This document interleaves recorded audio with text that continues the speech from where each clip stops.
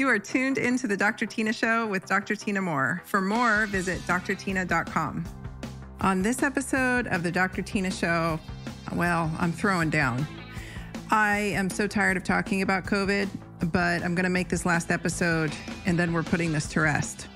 I will preface this by saying all of the predictions that I made, which I really can't call predictions because they were just based on basic sciences that anybody who was paying attention in first year medical school would have understood, came true.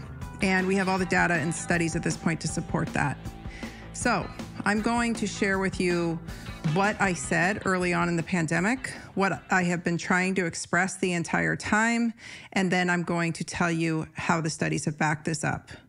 I'll make sure to make some of these studies available, but they're too countless to even recall. For that, I'll send you to my Substack that you can find the link in the show notes where you can see all of these topics have been covered in separate blog posts for the most part, not all of them, but most of them. And you can see all of the studies and data there on each blog post.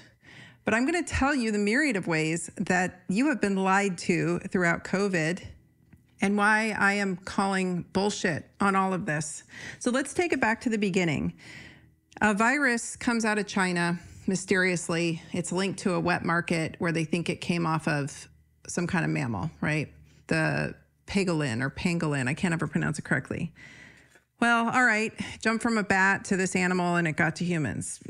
Perhaps. But interestingly, early on in the pandemic, I was alerted to something called a furin cleavage site. And this furin cleavage site was present on the SARS-CoV-2 virus, and it is how it's part of the spike protein. It's how the spike protein binds the human cell and gains entry. From what I understand, please correct me if I'm wrong, this furin cleavage site doesn't exist in nature on any other coronavirus. So that made me say, Then they told us it was in droplet form. And I was like, well, that's interesting, because if you look up coronaviruses pre-2020 and you studied any virology or you pull out any of the virology medical textbooks, like the ones I have, which can't be altered at this point because they're not digital, it says that coronaviruses are aerosolized. They are just like other upper respiratory viruses. They are aerosolized, meaning if you got in an elevator and there was somebody in there prior who had COVID and they sneezed or coughed, that particulate would be suspended in the air and you would walk in and you too would be exposed to it.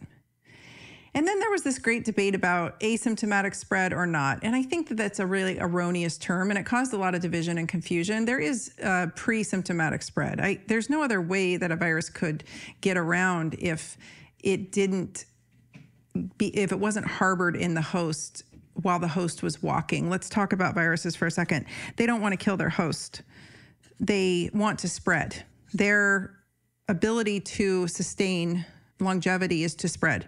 So they need to get to the next host. And now you're not going to go near somebody if they look like they're on their deathbed, right? You're going to be like, whoa, no, thank you. And most mammals won't either.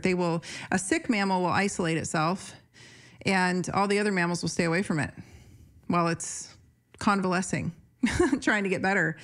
So there's a period of time there for a few days where you might be rocking something like, say, the flu, for instance. You might be walking around with a mild headache, or maybe you don't have any symptoms whatsoever, and you're like, I feel a little off. Maybe I'm a little sweatier than usual. I don't know. You know, we've all had these things happen to us, and we don't know we're sick right away, right? It's not until a day or so later when we're like, oh, I feel like crap. I think I'm sick. I should probably isolate. So there was this whole to-do about symptomatic spread, asymptomatic spread.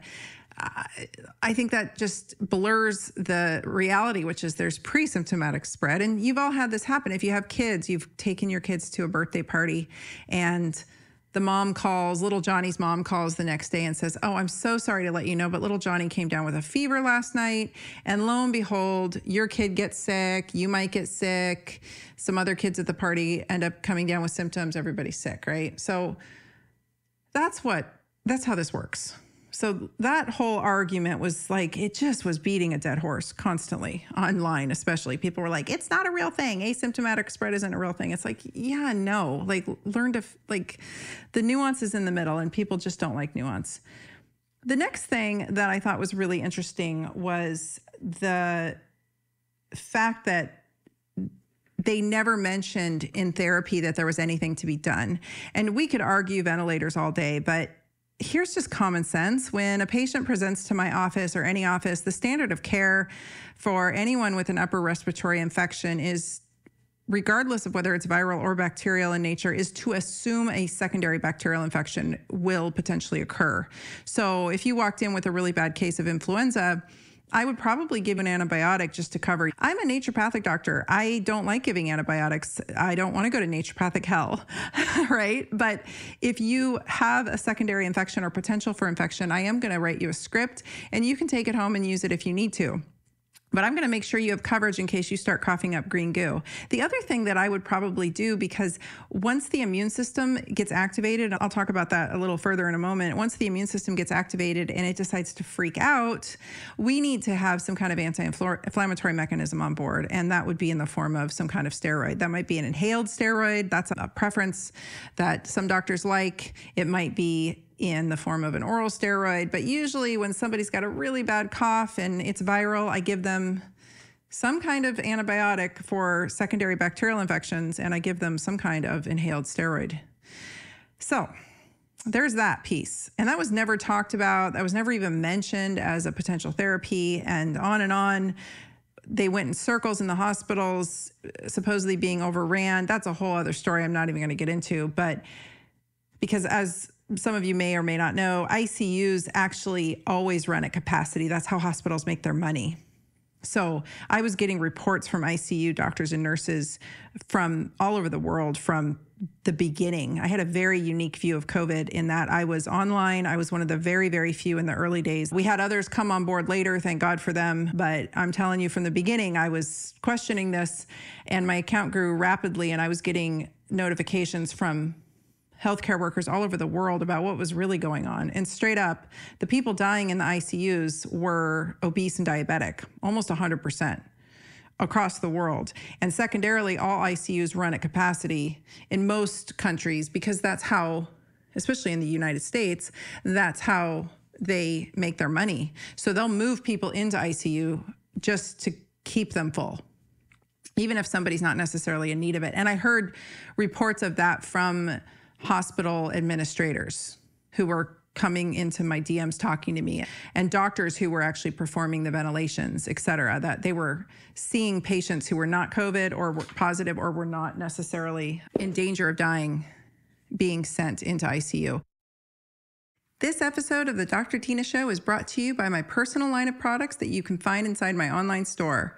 My number one selling product is Easily Relax Tonic. What is Relax Tonic? Relax Tonic is an innovative powdered drink mix that reminds me a whole lot of the cherry-flavored Kool-Aid I drank as a kid. Only this Kool-Aid won't brainwash you and might actually help you make better decisions. It contains a blend of ingredients that promotes a relaxed mood by supporting the body's natural neurotransmitter balance and neuronal stabilization. It contains the inhibitory neurotransmitter GABA, supports hormonal balance, healthy blood pressure levels already within normal range, and healthy glucose metabolism. Relax Tonic aims to promote a calm, relaxed, well-balanced emotional and physiologic state. While I can't make any specific health claims, tell you how to dose it, or make individual health recommendations, I can tell you how they work. As always, check with your provider before beginning any supplement regimen. Listeners of the Dr. Tina Show can enjoy 10% off Relax Tonic by using the code RELAX10 in all capital letters over inside my store at store.drtina.com. That's DRTYNA. Again, head to store.drtina.com and be sure to use code RELAX10 for 10% off. The other big question that we don't have time to really get into and explore is PCR tests were not made as diagnostic tools the way that they were being used. And a cycle threshold is how many times they'll run they culture out the virus and then they run cycles on it to get it to show up. And normally a cycle threshold, from what I understand, is like 25 to 30. COVID tests were being ran at numbers like 45 cycle thresholds. So you could have anything show up and it would be COVID positive at that point. It's just crazy. Like, the whole testing thing was a complete fiasco, and you can look further into that. I'm going to give you tidbits because we don't have all day. I'm going to give you tidbits of things. I hope you'll look into them further. The other thing was whether you died of COVID or with COVID, and very often people were telling me, and we were seeing it across, even in news reports, right, that somebody would go in with cancer, end-stage cancer, they were dying anyway, and they happened to have a positive PCR test, which we now know is fairly flawed, a fairly flawed way of diagnosing, and they would be listed as a COVID death. And so you're seeing the COVID deaths skyrocket. You're seeing the case numbers skyrocket. That's how you induce fear.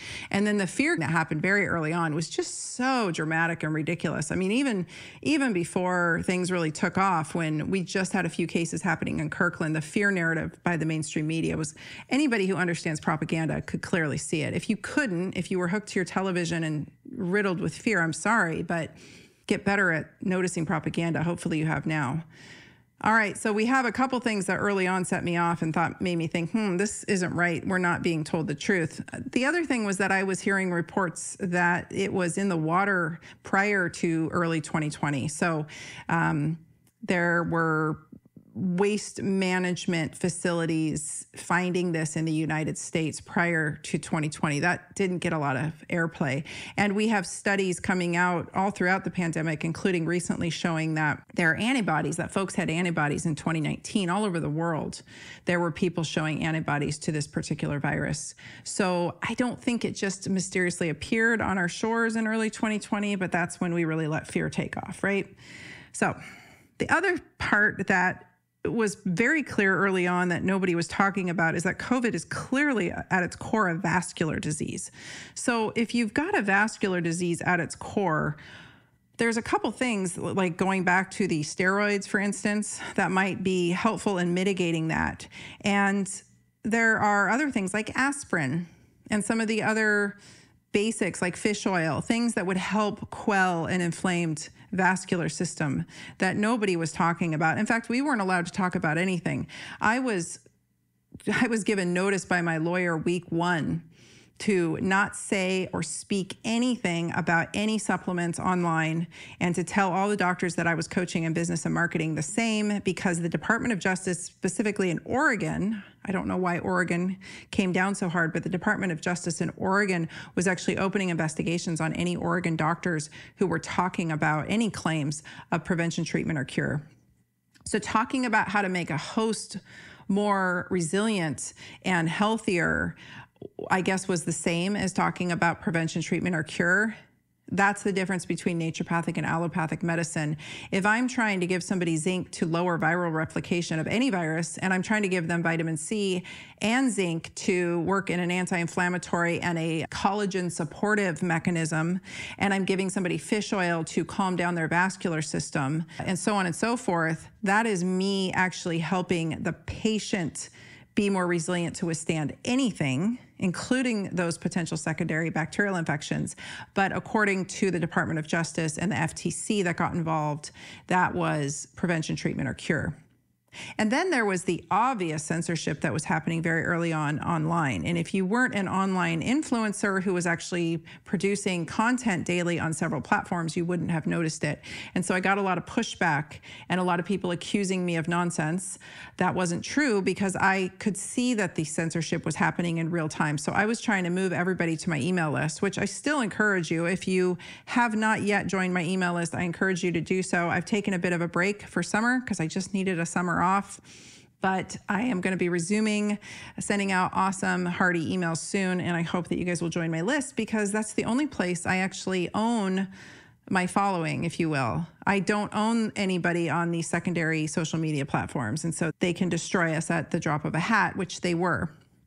Then it became very obvious to me that there was censorship happening when I started watching my friends get their heads cut off on social media and getting their accounts pulled for nothing more than posting a study of how vitamin C might be helpful.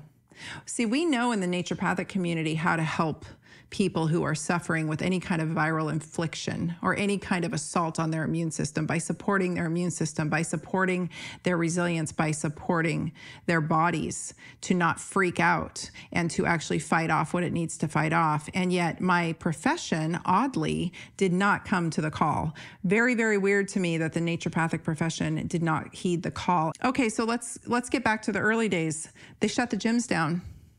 And we had very early reports coming out of China showing that Diabetics, males, and smokers were who were getting hit the hardest. What do those three groups have in common? Well, if you're diabetic, your vascular system's inflamed, guaranteed. If you're a smoker, your vascular system's inflamed. And if you're a male and you are dealing with some blood sugar dysregulation, like i.e., if your metabolic health is off, you're dealing with prediabetes. Let's just make that real clear. When I say metabolic health or poor metabolic health, I mean diabetes or prediabetes. So if you're male and you're rocking some blood sugar dysregulation, you're really in a precarious spot in your middle age and older, especially if you're a smoker, because testosterone, when it's not going down the right pathways, will actually turn into estrogen, and then you will end up with vascular inflammation. And so that's why you see middle-aged men dropping dead of heart attacks, as is, more frequently than women, because of that testosterone component. That piece right there, we don't want low T, but we don't want high T that's out of control, or T that isn't going down the right pathways. That's the kind of elementary version, but you get my drift. And so we were seeing folks with high testosterone get hit hard. That makes sense from a cardiovascular standpoint, cardiometabolic standpoint, and we were seeing diabetics. So I sent a video out to the Instagram world, and I said, hey guys, diabetics are getting hit hardest. You have full control of your metabolic health. We had a study at that time showing that only 12% of US adults were metabolically healthy, i.e. only 12% of US adults did not have diabetes of some sort. And we also had another study just come out recently showing that's even worse than we thought. It's only about 6% of US adults are metabolically sound. And again, when I say you're metabolically unsound, I am saying you have prediabetes or frank diabetes, and I mean type 2.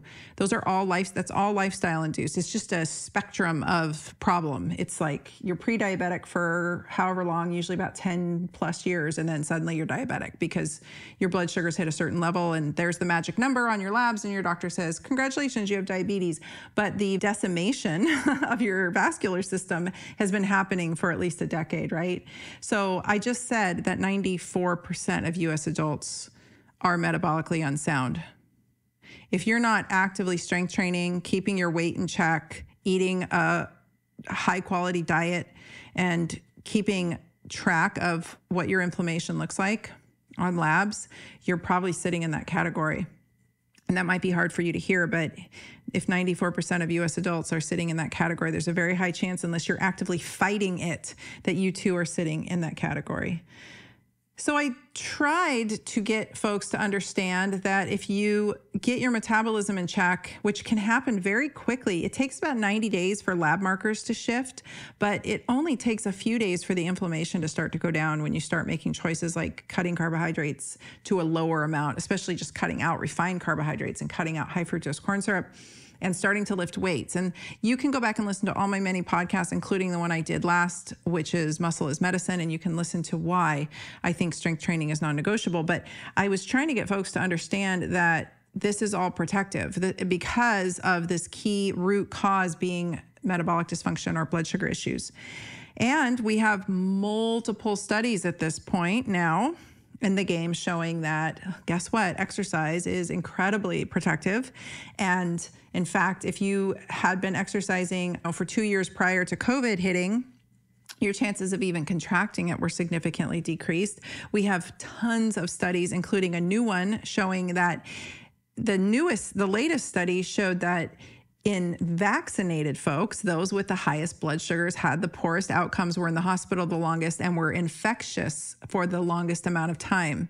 I'll get to super spreaders in a minute, but we have had all the data. We had the data on the influenza viruses prior to 2020. We knew how this worked, and yet they shut down gyms and told you to do nothing. And everybody went on a let's stay home and bake everything. Most Americans, including children, gained weight. The rates of diabetes skyrocketed. The rates of obesity skyrocketed. So we're sitting in a much worse place than we were when that study showing that 94% of Americans were metabolically unhealthy. So I could say it's probably more like 99%, I would guess. That's just my guess. You see the problem. And yet nothing was told to us. No health authority came out and said, hey, exercise. Hey, build muscle. Hey, you might have prediabetes or diabetes. That's going to make you more susceptible. Hey, if you're dealing with obesity, you're probably, I've never met a person with obesity who wasn't metabolically unsound. It eventually happens. Maybe if you're young and carrying a lot of excess weight, you might get away with it for a hot second, but we're seeing adult onset lifestyle diseases in children like crazy now in the United States and all over the world. So yes, we have a problem. Let's talk a minute about ACE receptors because that kind of all ties in. ACE receptors are what the virus binds to in the body. That's the main one. There's other ways it gets in, but that's the main one. And ACE receptors in the body, most simplistically, they are there for a reason. They manage our blood pressure, they manage our fluid, but the renin-angiotensin system, but ACE receptors show up when there's inflammation present. It's a protective mechanism. So they will appear in abundance on a cell when that region is inflamed, like your vascular system or your fat cells. Actually, fat cells have a tremendous amount of ACE receptors compared to other cells. Lung cells, any area that's inflamed will upregulate the ACE2 receptor, and that ACE2 receptor is where the virus binds. So yet another reason to significantly work on decreasing your inflammation by doing all the things I always talk about. And then there's the cytokine storm that was happening. So these people would go into this severe cytokine storm. I want to explain that for a second. That is your immune system gone rogue. And it happens a few days after the onset of the virus. Usually that's why you were hearing about people decompensating around day 7 to 10. They were fine until day 7 to 10, and then they would just sort of melt. That's because their immune system was dysregulated from the get-go. The first arm of their immune system wasn't working against the virus. The virus itself likes to skirt around it. But if you're already dealing with low-grade inflammation and obesity, your immune system's probably jacked up anyway. And so it skirts on in, it replicates. By the time the secondary arm of the immune system gets some message that there is an invader in the castle, it freaks out. And that freak out is when the cytokine storm happens. There's nothing doctors can do when you are in the middle of a cytokine storm. Your immune system is gone bonkers. And essentially these folks melt from the inside. That's what happens to them. Their organs pretty much get overran and turn to goo in the most simplistic way. And there's not much doctors can do. So the folks demanding that doctors do something, it's not the doctor's problem at that point. It's the person's fault for letting their health get so completely derailed that they walked into the infection as a complete mess of inflammation, right?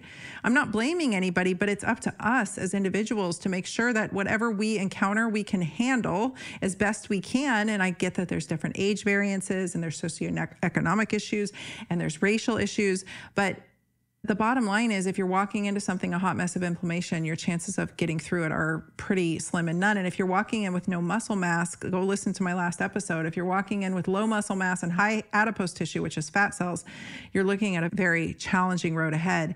These are also the same people who are most susceptible to long haulers. And so everyone demanding that the medical system do something about long haulers, it's like, well, maybe you should do something about your health in general, right? I suffered from long haulers for over a decade and it ruined my life. And I'll tell you, when I finally got my shit together, my long haulers seemed to go by the wayside. I'm not saying this isn't real. It's very real. It's very crippling. I understand. And it unfortunately leaves the person more fatigued and less able to tolerate exercise. But if you can crawl, you crawl, right? We do what we can. And I say this with complete love and compassion because I've been there and I've treated so many people with long haulers. We were gaslit for decades and we were told, it's called post-viral syndrome, and we were told it wasn't real. And now suddenly it's all the rage. Because if they couldn't scare you with COVID that had over a 99% survival rate, then they had to scare you with long haulers. And by the way, the studies I've looked at don't show that the vaccine protects you against long haulers in any way, shape, or form, and in fact might induce a long haulers type syndrome in some. So that's a whole other can of worms I don't want to open, but you see the point. So once the cytokine storm is started and once the person's immune system is going rogue and gone bonkers, there's not a whole lot that doctors can do to slow the roll except to load you up with steroids. Unfortunately, the steroids immunocompromise you, so the virus can potentially even propagate more inside your system. You see the problem. You see the fine line and why so many people had such a hard time. So Let's go to obesity here. And again, I preface this with love. I'm not pointing any fingers. I'm not shaming anyone. We are in a mess as a country. It's a devastating mess. I have been out this summer a few times to concerts, to state fairs, to different events. And oh my God, you guys, like humans are in an atrocious state. And I'm saying this as a medical professional, looking at them, everybody, it's just like watching diabetes everywhere. And these people have no idea. And the health at every size movement is not helping anything when they're going around telling everybody it's okay to be 50 pounds overweight. It's not okay. Your cardiovascular system says it's not okay. All right. I'm just telling you, your heart, your vessels, your kidneys, your lungs, that whole system is like, nope, not a good idea. And when you lose muscle mass because you're not adding muscle mass actively because you're not strength training, you actually, something that people don't talk about is you lose smooth muscle too. Sarcopenia, which is the act of muscle wasting, is happening on all muscle levels. The skeletal muscle is just one kind of muscle we have. Smooth muscle is another type of muscle we have. And smooth muscle is what makes your lungs work. It surrounds your organs. It's what makes things work. And without smooth muscle, if that starts to atrophy away, you're looking at decreased lung capacity. How are you supposed to fight off any kind of upper respiratory issue, right? I mean, that's just the most simplistic way to put it. So obesity in and of itself is an inflammatory state, and fat cells secrete cytokines. So guess where these cytokine storms are coming from? From tissues that secrete cytokines. Guess what muscle secretes? Muscle secretes myokines, myokines are anti-inflammatory. Cytokines are pro-inflammatory. Obesity, the state of being obese, these adipocytes, your fat cells secrete what are called adipokines, and it's like walking around with a suit of inflammation on. And like I said, fat cells have higher ACE2 receptor counts. So you're walking around with way more ACE2 receptors than a lean person. And then there's the whole thing about how viruses act inside the obese body. And I've covered this in many podcasts in the past, and I did a whole Substack blog about it. I think I've done 2 at this point. Obesity we've seen from influenza, and I tried to share this early on and I got called all kinds of evil names, but obesity actually, in the influenza virus case of when looking at studies coming out from 2019, in mice and humans, what we see is that obese folks carry higher viral titers, meaning more virus gets made in their body, so they have a higher viral count. Of course, this makes sense now that you understand the increased ACE2 receptor issue and the increased inflammation. They carry more virus for a longer period of time, a significantly longer period of time, in some cases with influenza up to 42% longer, which all add those 2 things together, and what you have is a super spreader. You have a highly contagious person. You have someone who is more likely to make others sick. And if you look up the term super spreader, that's a real thing. And you'll see the definition under super spreaders is generally folks who are inflamed and immunocompromised. I would say that somebody who is obese and deconditioned is inflamed and immunocompromised. And so there is a big problem there that nobody wanted to talk about. And there was literature coming out from the very beginning of COVID on this, the very beginning of the pandemic, and it just would get brushed aside and nobody wanted to publish on it. Well, we now have multiple studies, multiple studies showing that obesity is probably the biggest driving factor of poor outcomes with this virus. And then you hear about comorbidities like heart disease, diabetes, kidney conditions. Guess what those are stemming from? The root cause of all of those is poor metabolic health. Cardiometabolic health is your metabolism and your cardiovascular system tied together because they're intimately related. But poor cardiometabolic health at its root cause starts most often with obesity. Yes, it can happen to lean people too, but it starts most often in the obese state. And here's the part they didn't tell you.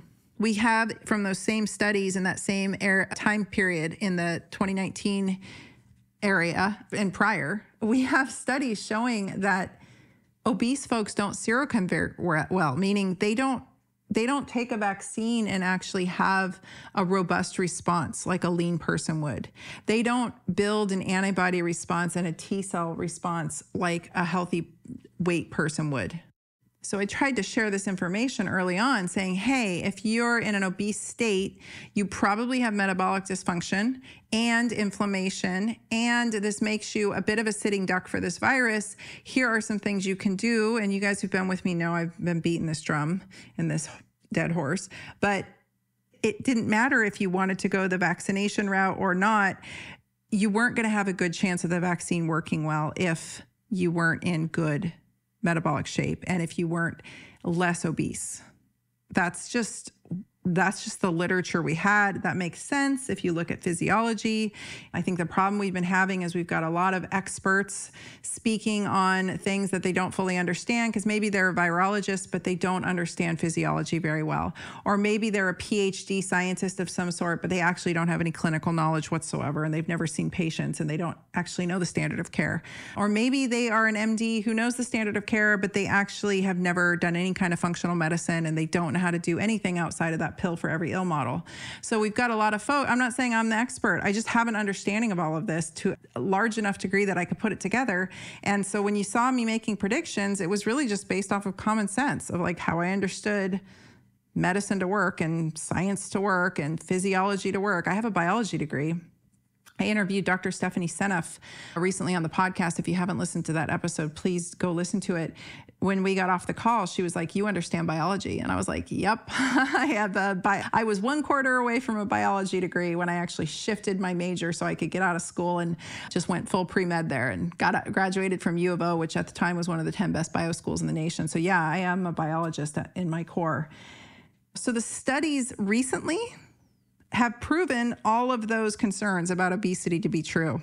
And those folks who suffer with the highest levels of obesity don't seroconvert well to this vaccine either. So the vaccine isn't working as well as it could if somebody were at a more healthy weight. And so our most susceptible are also the ones who the vaccine is working the least well on. And this has entirely been my argument from the beginning is I don't care whether you want the vaccine or not. That's a whole other conversation for another day. You can read more about what I think about the vaccine over on my Substack behind some paywalls. But it didn't matter. Being in good cardiometabolic health, having your blood sugars under control, not having high blood sugar levels, not having hyperglycemia, which is the official term for it, is going to set you up for better seroconversion with the vaccine, and it's going to protect you better, hopefully. And so this latest study that came out basically showed that those with the highest levels of glucose or hyperglycemia, even though they were like double, triple vaxxed, had less protection. They were sicker for longer and therefore more contagious. And that's the big concern is we've got folks now who are highly vaccinated. I think their immune systems are a bit busted at this point. That's a conversation for another day. And they're remaining in the obese state and in the poor metabolic state. And so they are potentially the most infectious. And we have data showing this to be true, at least so far as the vaccinated are likely, and this is kind of putting together a couple different studies, but my hypothesis and my opinion is that the vaccinated folks are actually more contagious than the unvaccinated at this point, considering what the vaccine is doing to their immune system. So yeah, I don't go hang out in crowds of super sickly people that are highly inflamed who are all vaccinated. I just don't. It's not what my immune system wants to do. There were several ways for us as holistic physicians to support the host, and we weren't allowed to talk about it. We were censored and our, mouths were digitally taped shut. Then there's the talk about the drugs, right? The drugs that might be helpful, like ivermectin and hydroxychloroquine. Well, a study was just published showing the efficacy of ivermectin, and it's eye-opening. It is in my Substack. You can go read it there. And it was peer-reviewed. It was double-blind, controlled. So they closed the gym. They told you to stay home. Everybody gained weight, or most did. Some people got in the best shape of their lives. I want to high-five you if you did. I too got in great shape, and I want to applaud everyone who actually took action and said, you know what, it. I'm not going to die. I'm going to get my together. And I think that is really, I want to applaud you. There's only 20% of us who didn't receive at least one COVID shot. So for the 20% of us who didn't, And we got in shape and took our health into our own hands. High five, you are my peeps. I wanted to share something, though, about some of the folks who might not be able to do that, and that would be the elderly. Why did we not protect the elderly? What we did was basically a slow let her rip method, especially here in Oregon. It was a slow let her rip method, and it breaks my heart because we should have been protecting the elderly for sure. The next group that would need the most protection, again, would be that obese, inflamed group. But unfortunately, they make up the bulk of our population at this point. So there's really no way to do that. Otherwise, like the bulk of humans would be staying home. But they could have been educated by the public health authorities. They could have been educated to know that upon starting some of these lifestyle management simple actions like going for walks and not eating a bunch of sugar, not drinking soda, and getting some weight training in, getting some sun, making sure you double down on your sleep, all the things I've been talking about, that their risks would start to decline very rapidly. But no, they missed that boat. So it's really confusing to me why we did what we did to our elders. We had the Great Barrington Declaration come out early. That was very controversial, and it laid out how we should protect our most vulnerable in our population, but that got poo-pooed and shut down and censored as well. And it was just this slow, drug out, let her rip method, and it was really devastating to watch. This is a complete travesty with these layoffs. It's horrendous. Okay, but I'm going to say this and then I'm going to close. Old folks. 2019 was a notoriously mild flu year, influenza. Influenza takes out a percentage of the elderly population every year across the planet. The sad term for it is called dry kindling. And these are folks that are just sort of, they're sitting ducks, right? They're elderly, they're frail. Frailty, many studies have shown that frailty, and that is the sarcopenia I spoke of from low muscle mass. Frailty is probably, if you want to really boil it down to one thing, I think frailty coupled with inflammation is probably the biggest risk factor for dying of any virus. And we didn't need COVID to tell us that. That's the biggest risk factor of dying of anything. And so as we age, we become more frail. This whole thing was mismanaged. I have piles and piles and piles of studies throughout this entire pandemic that I would have been happy to share with any of them. And I don't understand who was making all of the rules, but it clearly wasn't working. And the plan clearly has not worked. The vaccine has never been shown to actually stop infection or transmission. And it was released upon the public based on about, if my math is right, about 15 humans. And now the booster, if you didn't know, that was based on 8 mice. And we don't have any clinical data beyond that. Mice, no human studies, mice. And they're releasing the booster. And we're doing this to our children as well. So that's my 2 cents. That's all my opinion. So anybody who wants to come at me, that's my opinion. I'm allowed to my opinion. So far as I know, we live in America where the First Amendment stands. This entire episode has been my opinion, and these are my thoughts. Some of this was my hypothesis that came true, and I think everybody's just pissed because I was right, but I am not happy to have been right about any of this. This has been something I wish I had never seen in my lifetime, and I really wish I didn't know what I knew throughout because it was devastating to watch in real time. But I love you all for being here. I'll say this. If you are a true fighter for medical autonomy, please stop eating these food. Stop drinking their soda. Stop eating their fast food. Stop eating their junk food. Stop being a little carb addict and eating all of their packaged snacks. Stop going to Trader Joe's and eating massive amounts of snacks. All of these companies are in bed together, and their agenda is to keep you as a client forever, and big pharma's in bed with big food to keep you forever a customer.